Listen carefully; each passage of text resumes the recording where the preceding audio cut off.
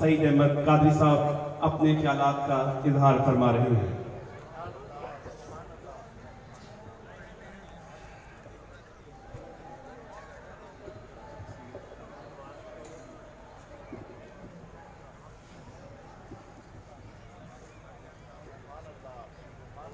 نحمده ونصلي على رسوله الكريم اما بعد اعوذ بالله من الشيطان الرجيم بسم الله الرحمن الرحيم كنتم خير أمة أخرجت للناس صدق الله العظيم الصلاة والسلام عليك يا رسول الله الصلاة والسلام عليك يا حبيب الله الصلاة والسلام عليك يا شفيع المذنبين الصلاة والسلام عليك يا رحمة للعالمين۔ جگر گوشہ مرشد پاک صاحبزادہ طلعت محمود گور شاہی، معزز مہمانان گرامی، علماء کرام، ثناخوان حضرات، سامعین و حاضرین، میں خراج تحسین پیش کروں گا بالخصوص جو احباب پنڈال میں تشریف فرما ہے اور جو پس پردہ جنہوں نے اس خوبصورت محفل کو سجایا، محمد عادل قادری جس نے اس خوبصورت سٹیج کو سجایا، سید قاسم علی شاہ صاحب اور ان کی ٹیم جنہوں نے مرشد پاک کے دربار کو پھولوں سے سجایا، جنہوں نے لنگر کا اہتمام کیا، جنہوں نے یہ ٹینٹ لگائے، اس خوبصورت محفل کو سجایا۔ حضرات محترم، آپ احباب کوئی کم اہمیت کے حامل نہیں ہیں۔ یہ جو سٹیج پہ ثناخوان حضرات نبی کریم کی بارگاہ میں اپنی محبتوں کا نذرانہ پیش کر رہے تھے، یہ وہ لوگ ہیں جن کو یہ مقام سرور کائنات سید عالم صلی اللہ علیہ وسلم نے عطا فرمایا۔ ہر سمت برستی ہوئی رحمت کی جھڑی ہے، یہ سرور کونین کے آنے کی گھڑی ہے۔ سرکار نے حسان کو منبر پہ بٹھایا، آقا کے ثناخوان کی توقیر بڑی، لیکن آپ کی توقیر بھی کوئی کم نہیں، اس لیے کہ میرے آقا نے جب ثناخوانی کے لیے حسان کو منبر پہ بٹھایا اور حضور خود نیچے تشریف فرما ہوئے، آپ کملی والے کی سنت ادا کر رہے ہیں اور ثناخوان حضور کے صحابہ کی سنت ادا کر رہے ہیں۔ اس لیے میرے لیے تمام احباب اول سے لے کے آخر تک جنہوں نے اس محفل کے سجانے میں گام درہم قدم سخن سالیہ بڑی اہمیت کے حامل ہیں، میں تو ایک بندہ ناچیز ہوں، سرکار نے ذمہ داری عطا فرمائی ہے اور آج کا یہ سٹیج جس میں صاحبزادہ مرشد پاک تشریف فرما ہے، ذمہ داران تشریف فرما ہے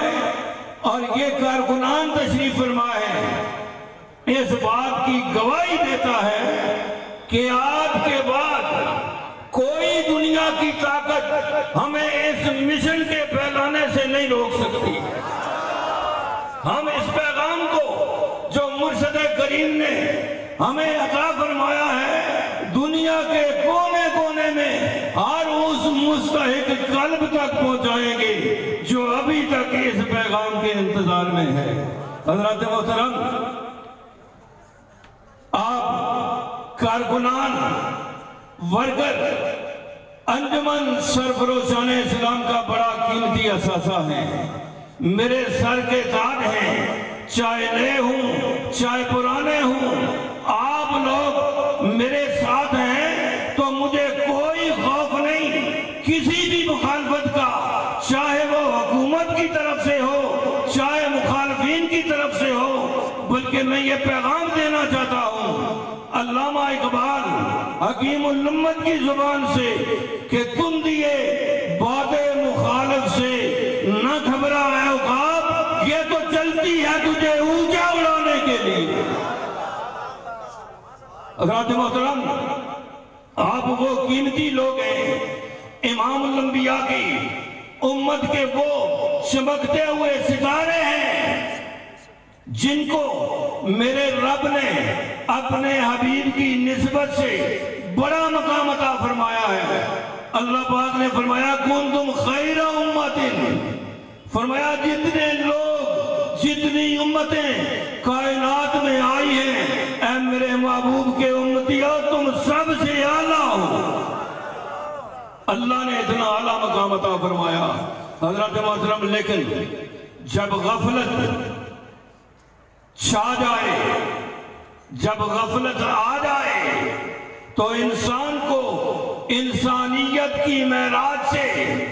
گرا کر جانوروں سے بھی بدتر بنا دیتی ہے۔ کچھ ایسا ہی عالم تھا سن 471 ہجری، پیران پیر دستگیر روشن ضمیر سیدنا غوث العظم میرا محی الدین شیخ عبدالقادر جیلانی، جن کی آج جشن جیلانی منانے کے لیے اپنی محبتوں کا نذرانہ پیش کرنے کے لیے آپ بھی تشریف لائے ہیں، میں بھی آیا ہوں۔ حضرات محترم، اس وقت انسان انسانیت کی معراج سے گر چکے تھے، دین اسلام کی بڑی خراب حالت ہو چکی تھی، اندلس سے لے کے ہندوستان تک امراء امیر لوگ عیاشیوں اور فحاشیوں میں پڑ چکے تھے، اپنی اہمیت کو گرا چکے تھے، اور علماء فرقہ واریت کا شکار ہو چکے تھے، جگہ جگہ بحث مباحثے ہو رہے تھے، اور اسلام کو کمزور کیا جا چکا تھا۔ ایسے میں سیدنا غوث العظم جیسی ہستی آئی جنہوں نے اس دین کے اندر جان ڈال دی، اس دین کے اندر روح ڈال دی، اور آپ کو ہر کوئی محی الدین کے لقب سے پکارنے لگا۔ آج اس وقت لوگ غفلت کا شکار ہوئے، اسلام کو خطرہ ہوا، تو پیران پیر دستگیر سیدنا غوث العظم نے دین کو زندہ کیا۔ آج بھی حالات کچھ ایسے ہی ہو چکے ہیں۔ حضرات محترم، آج اگر اس دین کو دوبارہ اور انسانیت کی معراج کو دوبارہ اجاگر کرنے کے لیے کوئی غوث العظم کے دیوانے ہی آ سکتے ہیں۔ حضرات محترم، آج خوشی کا دن ہے ہمارے لیے، پیران پیر دستگیر سیدنا غوث العظم کا جشن منا رہے ہیں۔ ان کی یاد میں سالانہ وہ پروگرام جس کی بنیاد میرے اور آپ کے مرشد کریم نے رکھی، جس کو سرکار نے اپنی عید قرار دیا، اور جس پروگرام کو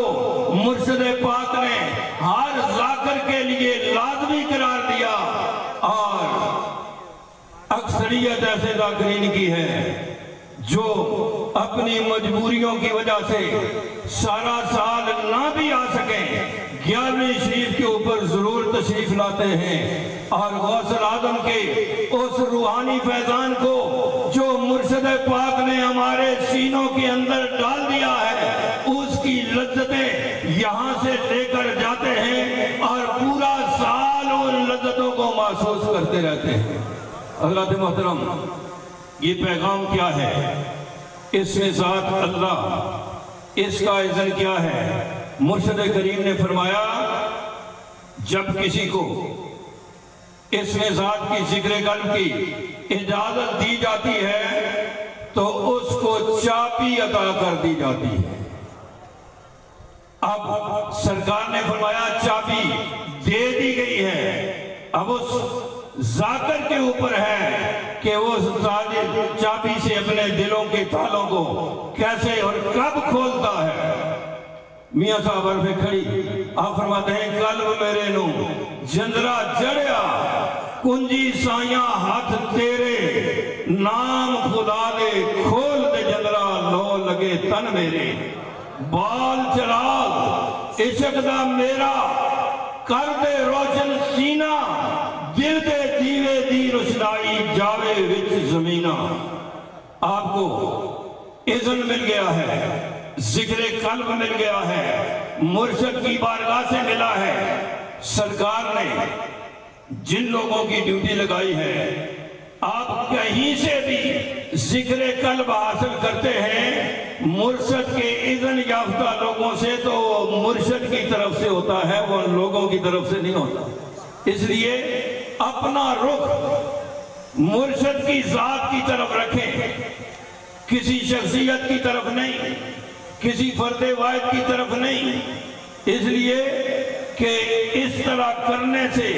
ہم نے دیکھا ہے کہ مشن کو بڑا نقصان ہوا ہے اس میں ایک تذکرہ میں ضرور کرنا چاہوں گا مہدی فاؤنڈیشن کا لوگوں کا رخ مرشد کی طرف سے ہٹ کر ایک بندے کی طرف ہوا اس نے سرکار کی تنظیم کو ٹکڑے کیا توڑا ذاکرین کو نکالا اور اپنا گروپ علیحدہ بنا دیا حضرات محترم ہمارے لیے مرشد کی ذات ہے اور مرشد کی بنائی ہوئی تنظیم ہے اس کے علاوہ نہ ہمیں کوئی شخصیت منظور ہے نہ کسی کی تنظیم ہمیں منظور ہے حضرات محترم ایک بات مہدی فاؤنڈیشن کے حوالے سے ضروری کہہ دینا چاہتا ہوں سرکار کا نام لے کر مرشد کا نام لے کر سیدھے سادے ذاکرین کے ساتھ دھوکہ کیا جاتا ہے گمراہ کیا جاتا ہے جو شخص یہ کہے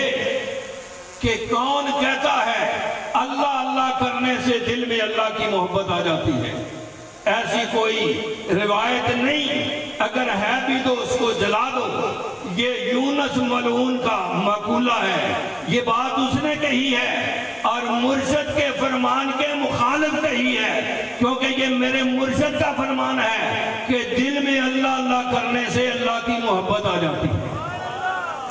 حضرت محترم مجھے بتاؤ ایسا شخص مرشد کا وفادار ہو سکتا ہے سارے بندے میری اس بات کی تائید میں ہاتھ کھڑے کر کے بتائیں ایسا جب بھی سرکار کا نام آتا ہے لوگ اس کی باتیں لے کے مخالفت شروع کر دیتے ہیں سرکار کی شان میں گستاخیاں کی جاتی ہیں ایسا لعنتی اور گستاخ شخص کبھی بھی مرشد کا وفادار نہیں ہو سکتا سرکار کا نام لے کر وہ اپنی ذات کو اجاگر کرنا چاہتا ہے حضرات محترم کتنے لوگ ایسے آئے اور چلے گئے کتنے لوگ آئیں گے چلے جائیں گے ہمارا اگر عروج ہے ہر لحاظ سے دین و دنیا کے لحاظ سے روحانیت کے لحاظ سے تو مرشد کی ذات کے ساتھ ہے ہمارے اگر معاملات حال ہوں گے ہمارا بیڑا پار ہوگا تو مرشد کی ذات کے طفیل ہوگا اس لیے یہ خدشات اپنے دلوں سے نکال دیے جائیں کسی کی طرف ہم نے رخ نہیں کرنا ہے ہمارا رخ مرشد کی طرف ہے حضرت محترم اتنی عظیم ہستی کہ جنہوں نے ذکر قلب عطا کر کے مردہ دلوں کو زندہ کر دیا ہے ویران سینوں کو آباد کر دیا ہے جنہوں نے اندھیرے سینوں کے اندر اللہ کے نام کی روشنی بھر دی ہے ہمارے پاس اتنی عظیم ذات جنہوں نے اس میں ذات عطا فرما کے ہمیں انسانیت کی معراج کی طرف راستہ دکھا دیا ہے حضرات محترم امت کے سینے جب تک اس میں ذات کے نور سے منور اور روشن رہے یہ امت ساری امتوں سے اعلیٰ کہلائی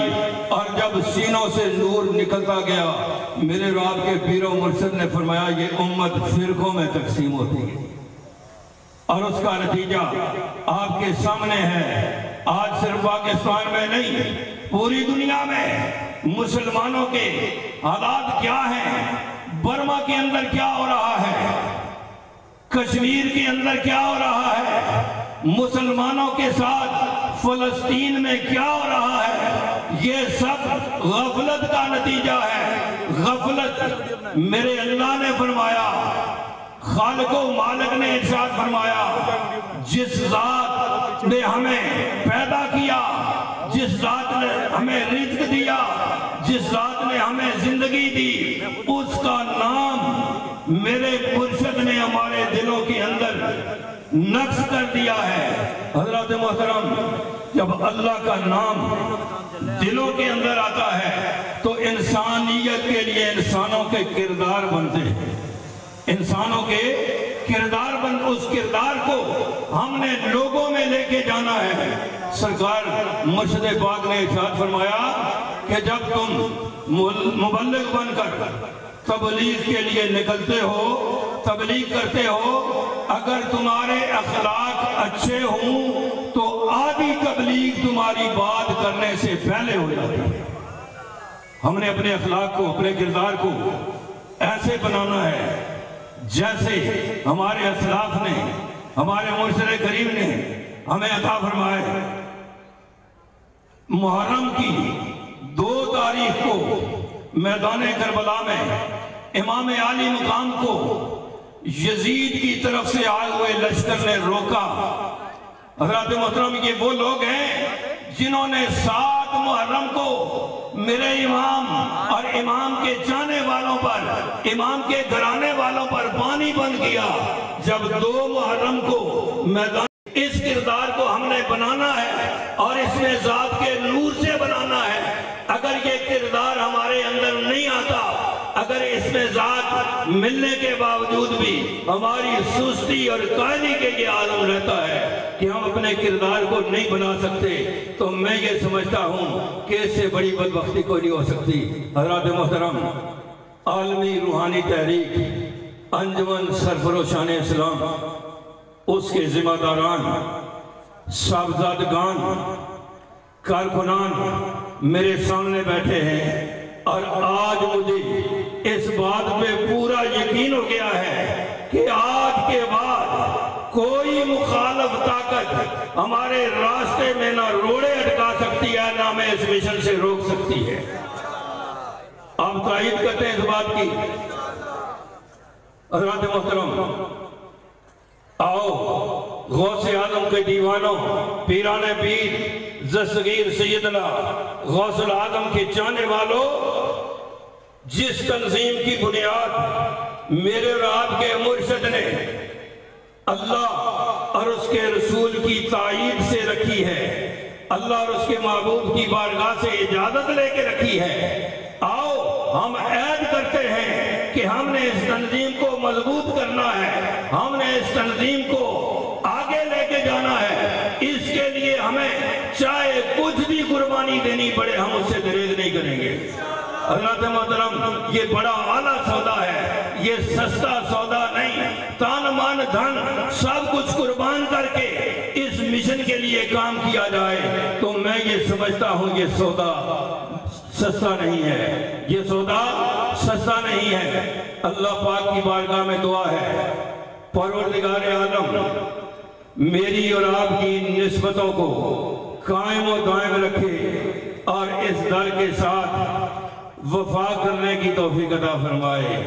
हमारा यहाँ पे आना जाना इसी तरह लगा रहे। आज जिस प्रोग्राम में हम आए हैं, इसकी बरकत को हम समेट कर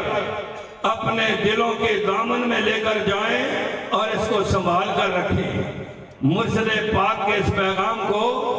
उनकी हिदायत की रोशनी में याद रखो। सरकार का फरमान है कि कुछ नादान दोस्तों की वजह से हमें बड़ा नुकसान हुआ है। हज़रत मोहतरम, हमने इस तंजीम को लेके चलना है, इस पैगाम को लेके चलना है अपने मिजाज के मुताबिक नहीं, मुर्शिद के मिजाज के मुताबिक। हमारे अंदर जो इख्तिलाफ पैदा होते हैं,